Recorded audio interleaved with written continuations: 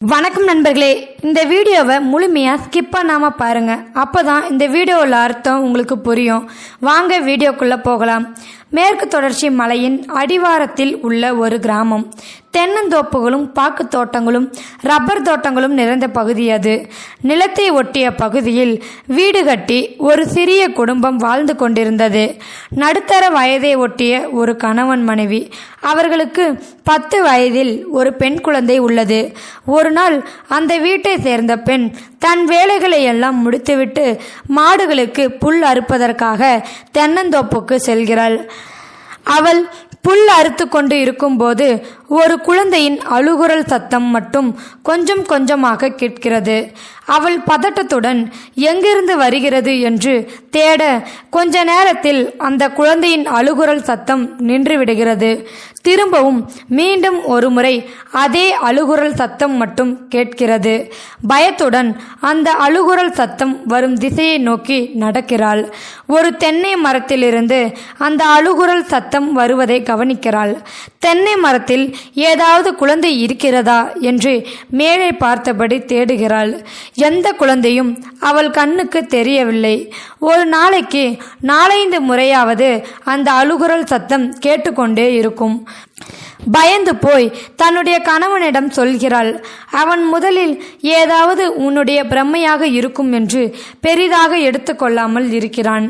அன்று இரவு எல்லோரும் சாப்பிட்டுவிட்டு படுக்கும்போது இரவு 10 மணிக்கு மேல் மீண்டும் ஒரு முறை அந்த குழந்தையின் அழுகுரல் சத்தம் மட்டும் கேட்கிறது. அவன் இப்போதுதான் மனைவி சொன்னதை நம்புகிறான். கையில் பெரிய டார்ச் லைட்டை எடுத்துக்கொண்டு அந்த தென்னந்தோப்புக்குள் நுழைகிறான். அவனுடைய மனைவி வேண்டாம் என்று மறுக்கிறாள். ஆனாலும் அவன் தைரியமானவன் என்பதாலும் அதே கிராமத்தில் சின்ன வயசிலிருந்து வாழ்ந்து பழக்கப்பட்டவன் என்பதாலும் தைரியமாக தோப்புக்குள் செல்கிறான். அவளும் கணவனுக்கு ஏதாவது ஆகிடுமோ என்று பயந்து பின்னாலேயே போகிறாள்.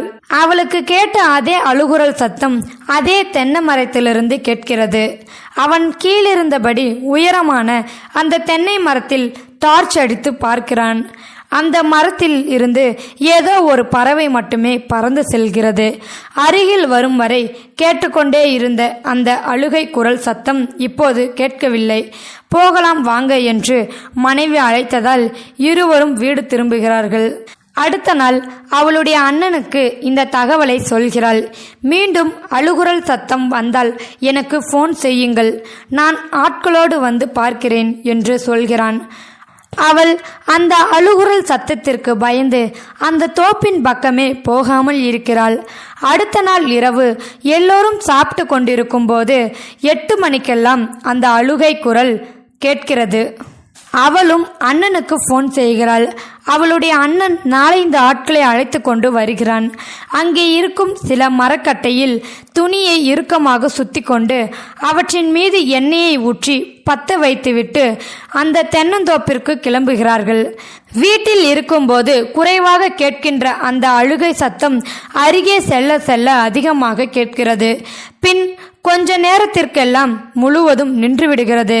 அந்த குறிப்பிட்ட மரத்தின் அருகில் சென்று தீப்பந்தத்தை காட்டி மேலே சுற்றி சுற்றி பார்க்கிறார்கள்.